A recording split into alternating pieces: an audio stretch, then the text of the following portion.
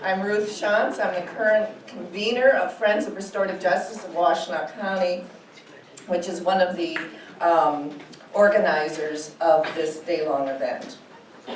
We're a group of citizens, local citizens, who are deeply persuaded by the research on the efficacy of restorative justice practices. And these are practices used in various legal systems in places across this country, but also internationally. Friends of Restorative Justice of Washtenaw County was born in 2012 out of the experiences of Janet and Stan Reedy after their house was broken into by a local teenager.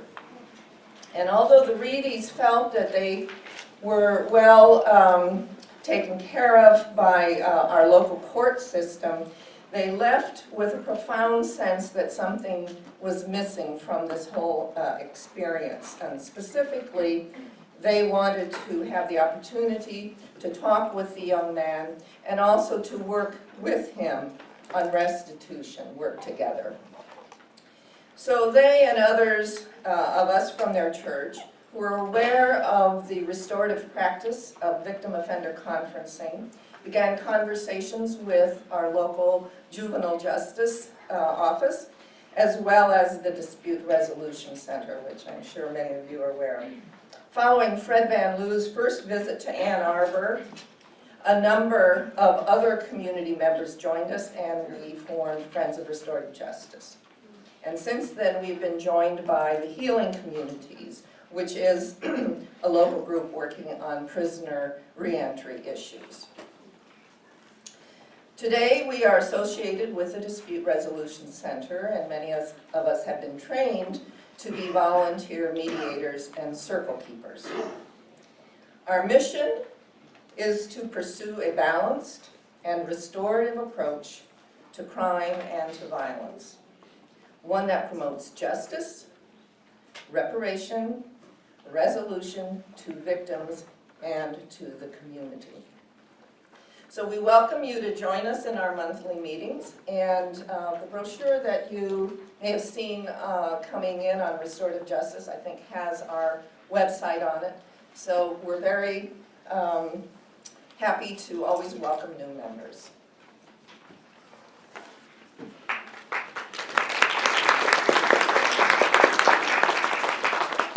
Hi everyone, thank you so much for coming. My name is Mary Lynn Stevens. I'm 17 years worth of work at the U of M and retired from there, from here a year ago. Wonderful, awesome years. But today I'm here to represent CAPS, the other group that was one of the major leaders in getting Danielle here today and making this quite a spectacular moment for all of you as well, I hope. So thank you for coming. There is an enormous list. When the biggest text block in a program is all the sponsors, it's a great problem to have. So we're not going to read them all, but we will be referring to them. Please do take the time and get a sense of that. It's a wonderful mix of sort of town and gown, if you will, as well. Real nonprofit organizations and the university and some others. So, but anyway, CAPS, very briefly, if you don't know us, some of you do. We are a nonpartisan, nonprofit policy and advocacy shop. Unfortunately located in Lansing, but not East Lansing. CAPS actually stands for the Citizens Alliance on Prisons and Public Spending. It's a mouthful. Now you know why we go by the acronym CAPS. But it is our work is very straightforward and it's important. I want you just very briefly to know about it. In the arena of criminal justice reform in Michigan, all about state law and state practice, we conduct extensive research. We then use that research to come up with policy recommendations, what's really strong and solid and ought to happen. We then do advocacy to advance those policies. And if you want to know more, there is some literature in the back, and I'll be around, as will our director, Laura Sager, at the reception afterwards, so you can do that. So we do those three things, and we also do lots of education and outreach statewide so that everybody can learn about all this, and that's what brought us here today. And we do all this work really in pursuit of really only two policy goals, they connect explicitly to Danielle, and they really are our mission. They're what we're about. We're about two things. One is ending Michigan's overuse of incarceration and promoting community safety and healing. That's it.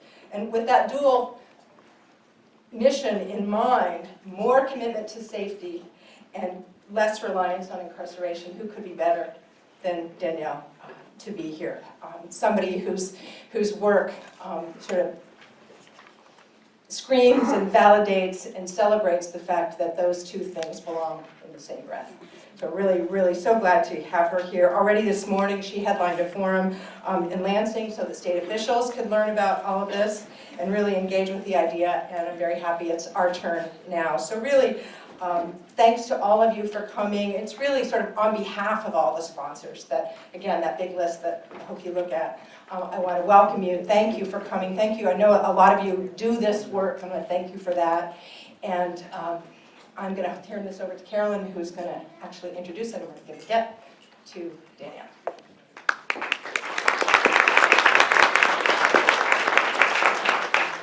My name is Carolyn Madden. I'm also from Friends of Restorative Justice of Washtenaw County.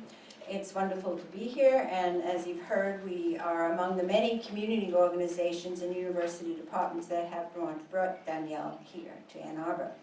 But before we hear her speak, I want to make just a few announcements, make sure that you understand the process. We will have Danielle will speak, and then we will have time for questions, and you should have cards on your table, and so please write some questions that you have, and we'll have people come around so that after the talk is halfway through, collect the questions, and then we have two wonderful representatives from the Gerald School of Public Policy who will be asking questions of Danielle. We also have a reception in the lobby, which maybe some of you have partaken already, but please feel free to have more as you leave and stay around in the lobby out there for discussion. And in case you want a bit more of a formal discussion about next steps, please come back in, and we have a few people who are willing to sort of run a little bit of a discussion about next steps to take in Washtenaw County.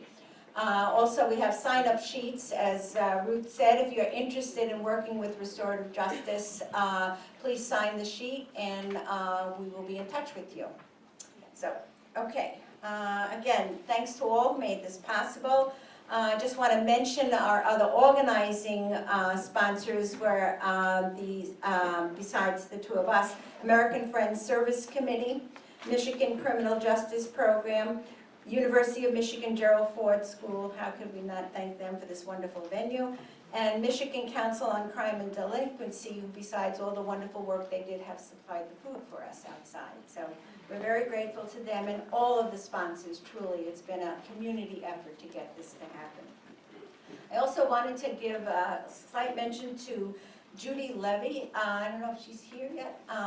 She is a United States District Court judge from the Eastern District of Michigan, and she's a faculty member of the University of Michigan Law School. She inspired us to bring Danielle Sered here to speak on behalf of restorative justice.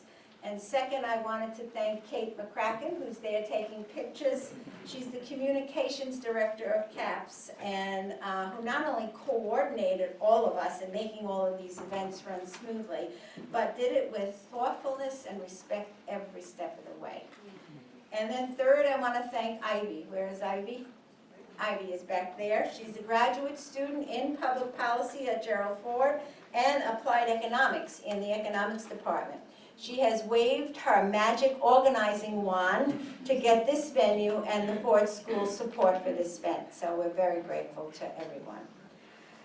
Okay, now to our speaker. Danielle Sered has spent much of her life, by her own words, as a student of violence. She's worked within the justice system as an innovator, seeking alternatives to incarceration and to end violence and mass incarceration. She worked with youth in Adolescent Reentry Initiative for returning young men on Rikers Island, and with the Center for Court Innovation's Harlem Community Justice Center, a little mouthful there. She was a Rhodes Scholar, And in 2012, she received an award for innovation in victim services from Attorney General Holder. Remember him? And the Federal Office for Victims of Crime. Most recently, she was interviewed by The Atlantic, a wonderful interview. You can see it online, and has published an article by the same title as her talk today. She currently teaches restorative justice at City University of New York and is the executive director of Common Justice. It's an organization dedicated to helping victims of violent crime, rehabilitating violent felons, and developing alternatives to incarceration. Wow. So, with further ado, please join me and applaud for Danielle Sered.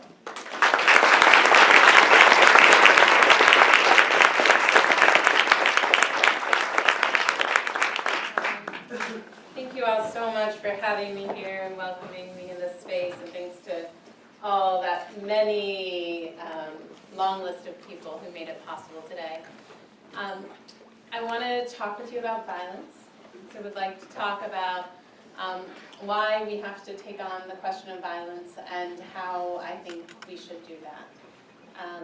I will sort of start in the middle, which is to say that we cannot end mass incarceration unless we take on the question of violence. And there are two main reasons for that.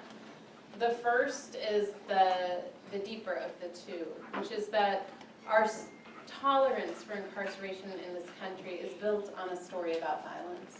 It's a story about who commits it, about who survives it, about what each of them are and what they want. It's a story as old as our country and as wrong as the worst parts of our history. It's a story about an imagined monstrous other, someone who is somehow fundamentally different from us and the people we know and love, someone from whom we have to be protected, from whom we cannot protect ourselves, and whose inhumanity makes just about any action justifiable and reasonable to keep us protected from that harm. That story in this country is also a story of structural racism. It's the story we've told about people of color and have told in a particular way about black men in America. It's the story that makes it seem reasonable to build a prison instead of a school, to build jail beds instead of hospital beds, to invest in corrections officers instead of teachers or counselors or roads or any of the other things you wish were a little better in your day-to-day lives. And it's a story that we, on the side of people who typically advocate for criminal justice reform, almost invariably avoid. Our opponents say they're all monsters. We say, well, statistically speaking, about 40% of them aren't monsters, and another 15% with evidence-based practices could become 10% less monstrous with the right people. So we fight an ancient narrative with technocratic nonsense that reveals our unwillingness to say, like, no, actually every single one of them is human.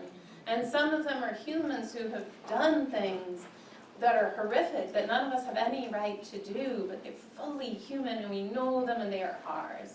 And so until we take on that story, we will continue to build prisons and we'll continue to do it instead of everything else we could do with those resources, because that story is at the centerpiece of mass incarceration, no matter what number of people are incarcerated for other kinds of offenses.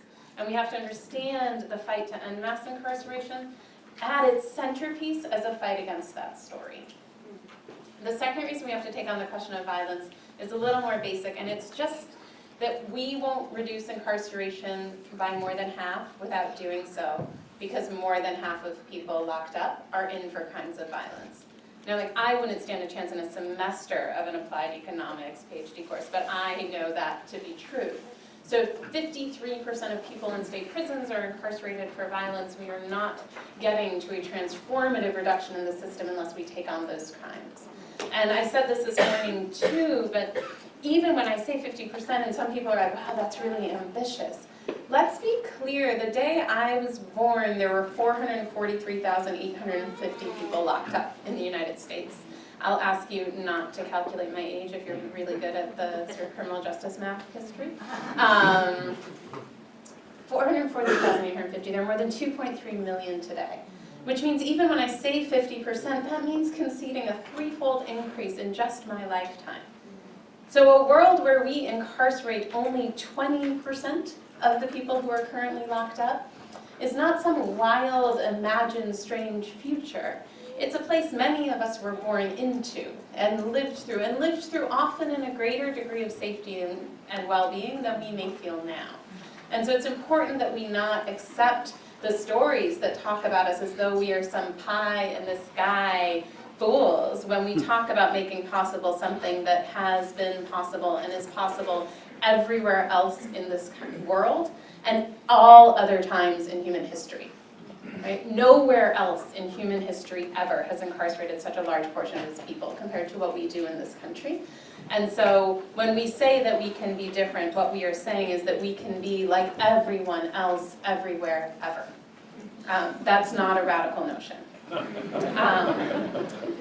But the other thing is that we not only can we not end mass incarceration if we don't end violence, but we can't end violence if we don't end mass incarceration.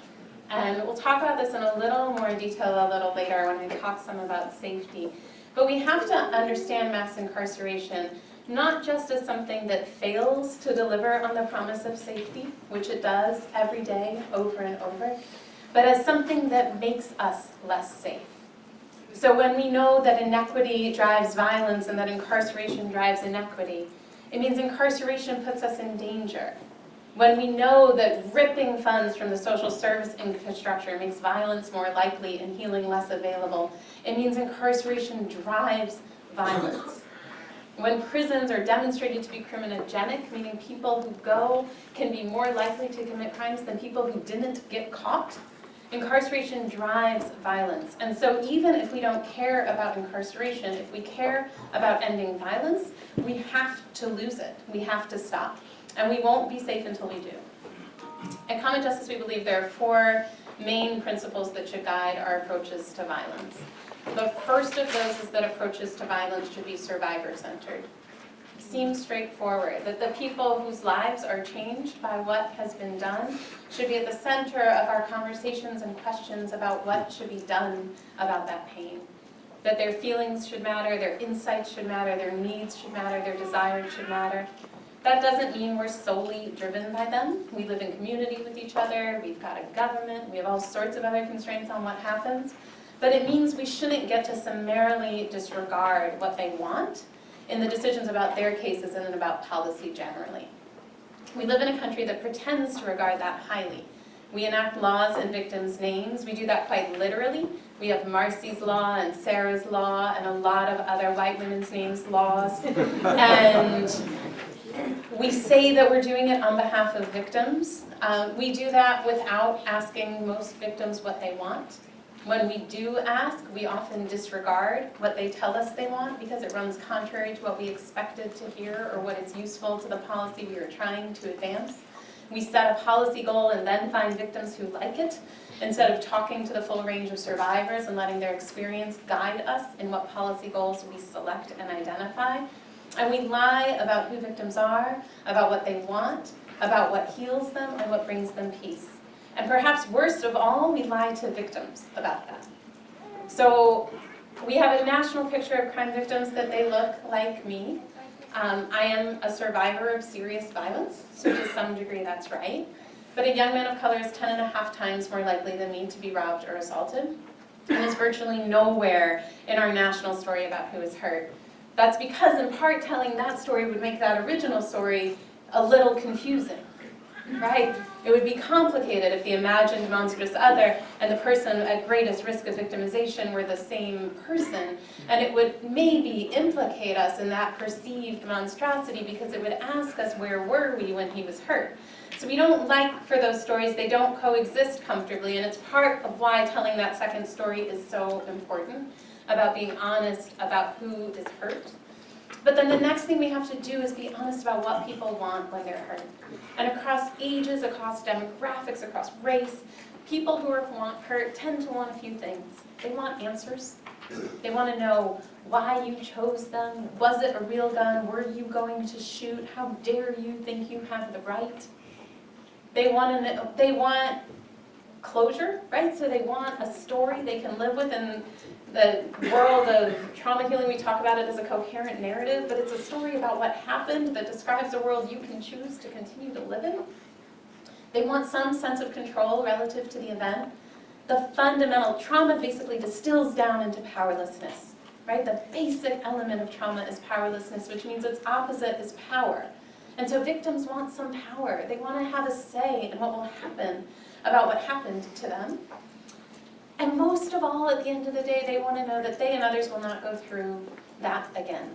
That that person won't hurt them again, that others won't hurt them in the same way, and that that person won't hurt others in the way that they were hurt. Most of that for victims doesn't mean incarceration. So what we know at Common Justice, at the centerpiece of our work is an alternative to incarceration for serious and violent felonies, where if and only if the victims of crime consent, people who've committed crimes like assaults and robberies, so shootings, gunpoint robberies, stabbings with serious injuries, enter into a restorative justice process, where after extensive preparation, they enter into dialogue with the people they hurt, reach agreements about how to make things as right as possible, and if they fulfill those agreements, have the felony charges against them dismissed and don't go to prison.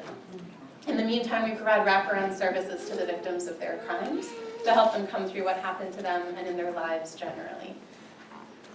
When I say that we only do this with victims' consent, it's important to talk about what that means. So first of all, fewer than half of victims of violence in America call the police in the first place. That's a stunning number.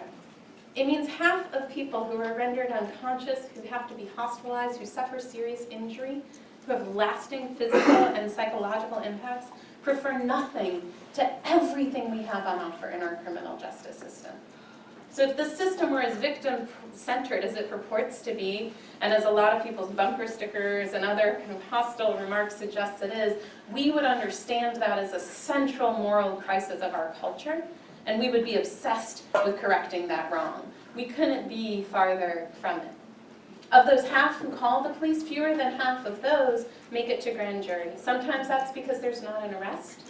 Sometimes there's not an arrest because the police don't try particularly hard if you're a particular kind of victim.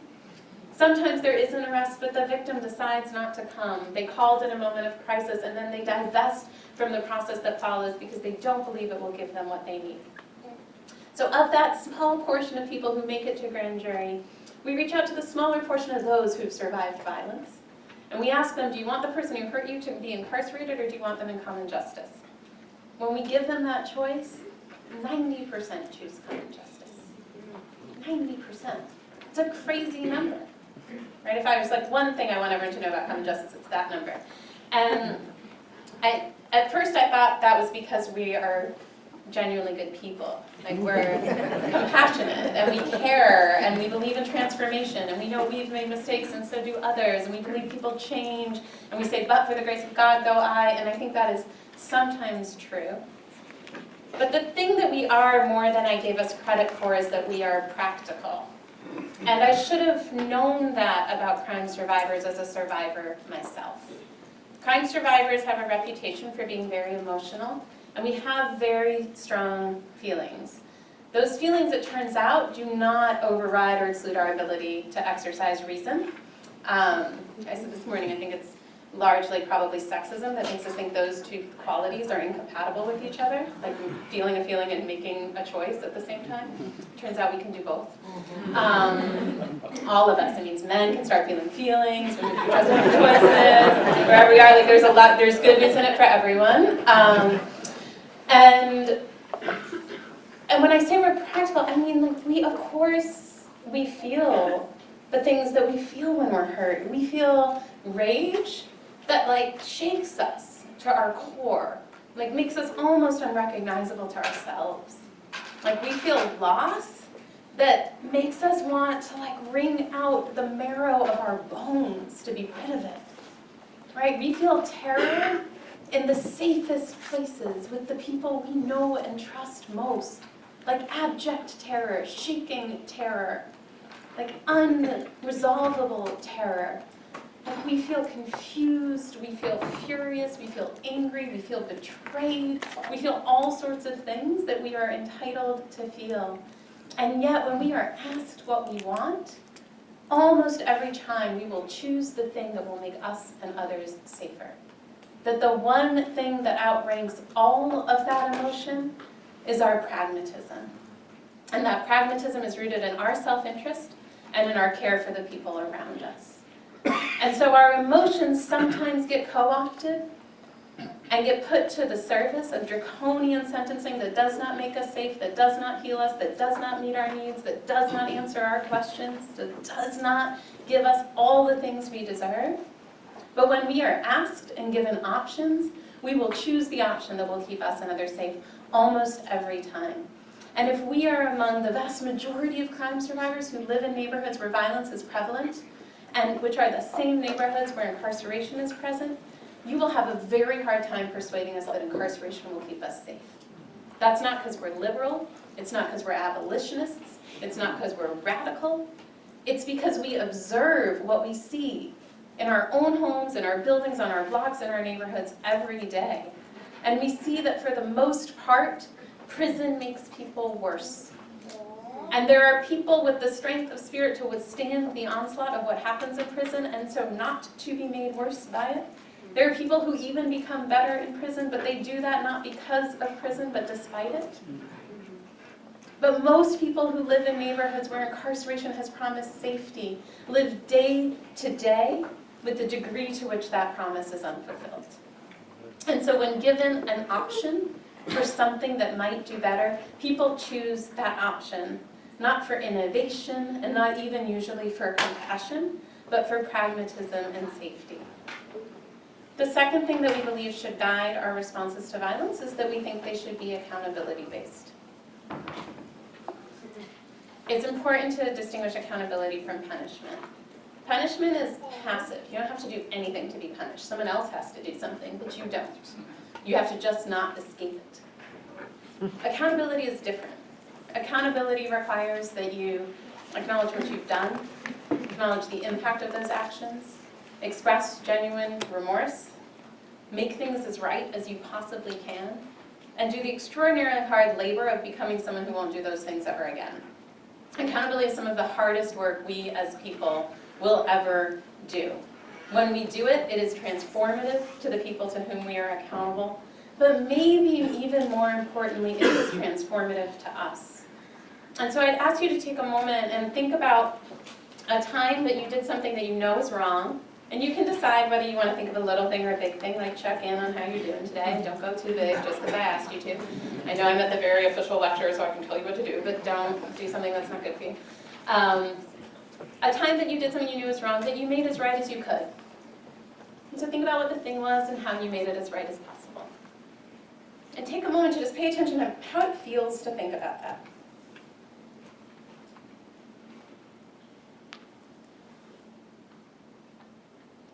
And now take a moment to think about a thing you did that you know was wrong, that you didn't make right. Because you didn't know how, because it was too late, because you didn't have access to the person, because by the time you figured it out, you couldn't figure your way through because you still don't quite see the way. And sit for a moment with how that feels.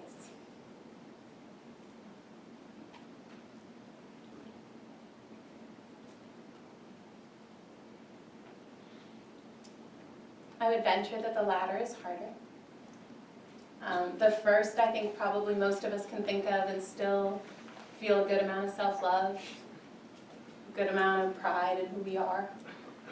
We can recognize ourselves in it. We could tell someone, just about anyone about it, and still feel like we'd be able to be deserving and worthy of their respect.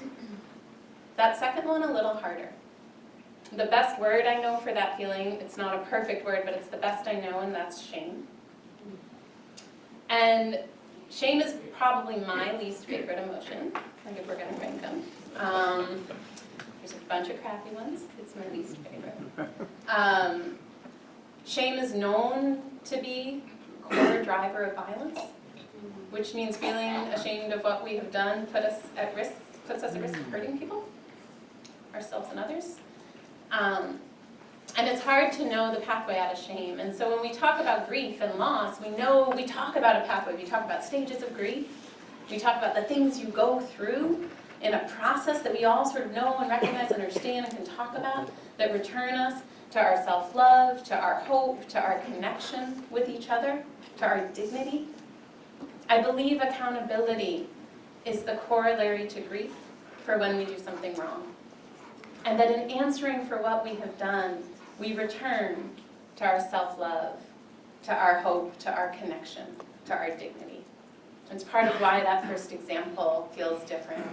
It's part of why the ancient Hebrew word teshuva, which is sometimes talked about as repentance, also means return. Right? It's a return to a place of a particular kind of wholeness. And so I believe that holding people accountable is an act of love. I am certain people in common justice wish we loved them less, because it's undoubtedly incredibly hard. And so when we deny the accountability of people who have committed harm, we aren't helping them.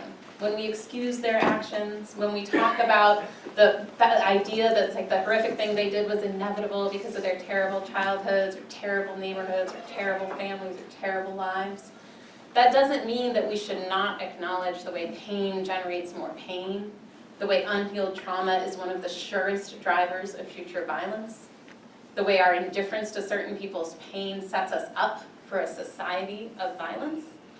But it does mean we shouldn't make excuses.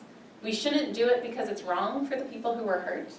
They did not hurt less because of any feature in the person who hurt them. Their pain is just as real. It's unstrategic politically. Excuse-making goes over really poorly in a political context when we're seen as apologizing for the worst things people do. But it's also wrong for the people who commit that harm, because it excuses them from an accountability process that is precisely the road out of shame and back to dignity. It creates a barrier between them and that transformation, and that transformation is one of the most important things any of us can ever have the gift of undergoing in our lives. And so we believe responses to violence should be accountability-based, and the good news is that when people are accountable, when we face what we have done, we are very likely to be transformed by it, partly because of how hard that is and how much we don't want to do it again, and partly because in it we are reconnected to the people with whom we share community. The third principle we think should drive our responses to violence is that they should be safety-driven. That also sounds obvious. And yet at the same time, nothing of what we do has basically anything to do with generating safety. And so, that's awesome. And so our current approach to violence, there's no relationship to everything we know about what causes and what ends violence. That seems weird. Like our approaches to disease are always rooted in what we know about what causes and what ends disease. That seems like a reasonable thing to do. And yet in the criminal justice arena, our approaches to violence are driven by rhetoric. They're driven by sort of outdated philosophical notions. They're driven by myth. And they're driven by vengeance. It's my belief they should be driven by safety, that when the government intervenes in a situation where someone is unsafe, their intervention should make us all safer. That that's what they're there for. It's part of why we so joyfully pay our taxes. And what we know is that the core drivers of violence for individuals, so the biggest drivers of violence are structural. They're poverty, they're inequity, they are racial inequity, they're unhealed trauma. They're all these things, these structural factors. They're things like redlining drives violence. On the individual level, the core drivers of violence are shame, isolation, exposure to violence, and an inability to meet one's economic needs. I would argue the four core features of prison are shame, isolation, exposure to violence, and an inability to meet one's economic needs. So it means our core response to violence has as its very central dimensions precisely the things that generate violence. That is not what people who want to end violence do. To expect the criminal justice system as we know it to produce safety is totally irrational. It's like putting out a fire by throwing a Molotov cocktail through the front door of a building. It doesn't make sense that it would quell the flames. What we know about what ends violence are things like relationship, accountability, healing, access to supports, right? All these other things. We know what ends violence. Because a ton of those cases that don't make it to the criminal justice system, a lot of those actually result. Some of them end terribly. Some of them go on to result in more harm. And some of them end in some measure of healing, and some measure of reconciliation, and some measure of peace. Because when we take into our own hands the resolution of violence, once in a while we get it right. Not always, but probably as often as our criminal justice system does. And so what we have now in our response to violence has in it none of the core ingredients of safety. And so if it does not have the core ingredients, it will not produce it. And what we know at Common Justice is that there are other pathways. And so in the work we do, fewer than 7% of our participants have been terminated for new crimes on our watch. Of the people who started since January 2012, after our first couple years of learning, 1 has been terminated since January 2012 in nearly 6 years. Find me a prison that can say that. Not to be sassy. A little sassy. I like saying that to people who run correction systems. That's my favorite. They secretly like it too. They just don't show it. We know how to produce safety, and it's things that make sense. It's facing what you've done, it's making those things right, it's developing the economic means to meet your needs other than through violence, it's addressing the underlying pain that drives what you did in the first place, it's being answerable, it's being connected, it's being in community with people who you make a commitment to never hurting again and to doing the work of becoming someone who won't. And so we can produce safety if we choose to. We cannot produce it through prisons, and our ability to produce it in other ways will be dramatically undercut by the scale of our prison system in this country. Because the division of families reduces safety, because the investment in prisons at the expense of everything else reduces safety, because the exit and return of people, the inconsistency of community and the constant disruption reduces safety, and because the violence and trauma people undergo while in prison also reduce safety. And so we have a threat to our safety in this country. And it is a growing threat. It is one that has grown dramatically over the last 30 years, and it is our system of mass incarceration. And unless we make it our business to eradicate that threat, we will not be safe with each other. The last principle that we think should guide our responses to violence is that we believe that they should be racially equitable. We believe that first for practical reasons, which is that inequity is demonstrated to be a driver of violence. So if you know something produces a thing and you want less of the thing, you have to do less of the thing that produces the thing. And we don't do that. So on the one hand, we know we have to eliminate inequity as a risk factor for our culture. But when I talk about racial inequity, I'm not talking only about defendants in the system. So it's important to know that there are racial disparities at every single stage of the criminal justice system, at any point where a human can make a decision, or where a risk assessment instrument developed in part by humans is used, that inequities persist. So that is at arrest, it's at arraignment and bail, it is at the felony arraignment, it is at charging, it is at plea offers, it is at sentencing, it is at parole. And in each of those places, the inequities that happened in the previous place are only exacerbated almost every time. It's why we understand mass incarceration to be the grandchild of slavery and the child of Jim Crow. It's why we understand it to be, for me, the core civil rights question of our day. It's why I believe our children's children will ask us what we did about it, and we will be faced with ourselves when we answer that question, and that at our current moment, the answer is not one that will dignify us or will teach a lesson to that generation that we want to teach. And it is all of ours to account for and to fix. But the inequity doesn't stop with the people who commit harm, it also includes people who are hurt. So we devalue certain crime victims. We particularly devalue victims of color. We pretend young men of color who were hurt had it coming to them, and that young women of color probably don't feel pain quite the same way as white women do because they're so strong. Right? So we tell stories that suggest that men of color deserve pain, that women of color can't feel pain. These are also old stories.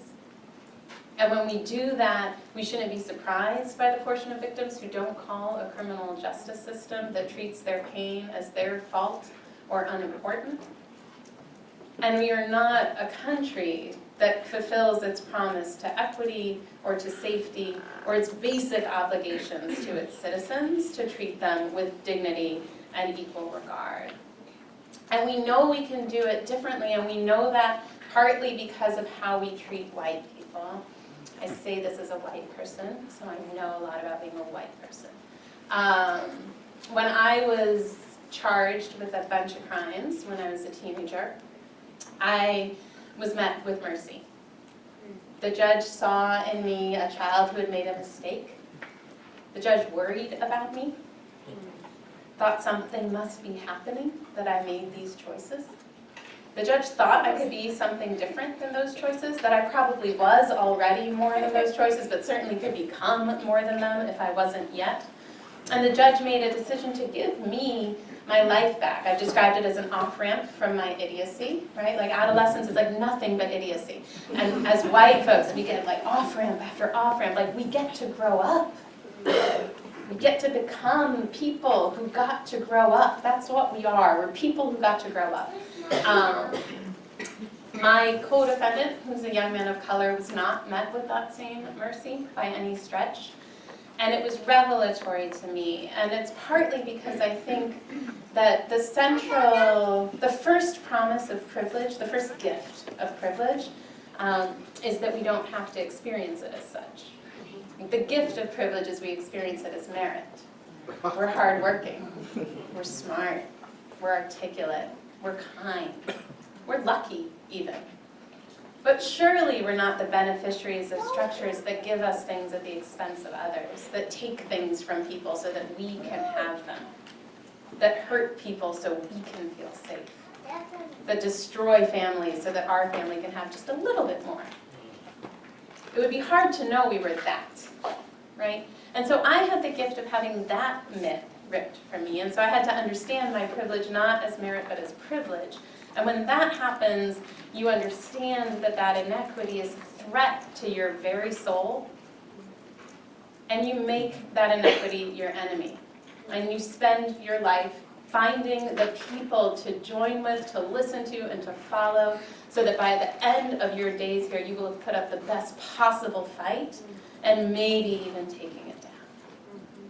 But the other thing that happens when someone does something for you that they don't do for someone else is that it reveals that that system can do what it wants. So prosecutors in America could end mass incarceration tomorrow by exercising discretion differently. Judges in the juvenile system could end juvenile incarceration tomorrow by exercising their discretion differently. No one has to pass a thing in a state legislature, which I'm sure is a great relief to people who try and pass things in state legislatures, for that to be possible, right? Because we can choose it differently. And so I think part of what our job is as white folks is to be people who testify to that fact, that we have been diverted so many times. I did what I will call an experiment with some of the children in my extended family, which is a chosen family, mixed race. This is not like a statistically significant study. We grew up under the Vera Institute. This does not meet their standards. Do not blame them for the inadequacy of this study. And I asked the kids in my life what the word detention means. The white kids in my life, 201, said it was like when you were bad at school and had to stay after. Kids of color in my life, 201, said it's where kids go to jail. We know this is happening. No one's surprised. And so shame on us for knowing. And as white folks, the thing we know that cannot be denied to us is that something else is possible because it's done for us all the time. I talk about whiteness as the oldest alternative to incarceration in America. It produces great results in terms of like income, longevity, health outcomes, all sorts of things. Alternatives to incarceration work. We're diverted all the time. We're asked what happened instead of what's wrong with you. We're asked what you need instead of what have you done. Like we're asked what can we do to help instead of how dare you, right? We are met with that, and that doesn't mean we're always met with mercy. We're met with rage, we're met with pain, we're hurt in our own families, in our own relationships, in the streets. Like it's not that we are not also exposed to pain. We unquestionably are, and yet we are also met with mercy. We're met with discretion. And that's because we're met as though we're people who are more than the worst thing we've ever done. We are people who are capable of change. We are people where the exclusion of us from a community would be a loss. Where the removal of us from our families would do damage. Those things are assumed to be true about us. And so part of what we can do is that when systems say they have no way to do a thing, we can mine our own experience for evidence that they can do that thing. And we can call BS on it. And we can insist that the things that are done for us are done for everyone. And we can refuse to accept the things that are done for us until they are also done for everyone. And so when we think about the work of ending mass incarceration, it's vast. It has to do with thinking about electoral politics. It has to do with legislatures and ballot measures and alternatives to incarceration and how different parts of the system exercise their discretion and what drives those choices and how we change those drivers. But it also has to do with that very fundamental work that I started with, which is the work of being at war with the foundational myth of this country, with telling true stories in its place, with resisting those old stories whenever and wherever they are told, and with sitting with the worst things we have done individually and together and believing that if we are accountable for those things, if we acknowledge what we have done, acknowledge the impact of those actions, express genuine remorse, make things as right as possible, and become people who won't do those things again, that we as a country can also lift up out of that shame back into a place of shared dignity, of shared connection, and of shared hope.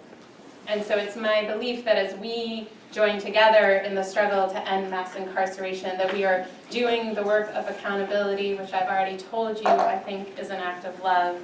And I have no question whatsoever, in part based on the results we see in our work, that if we do that together, we'll succeed. So thank you very much for your time.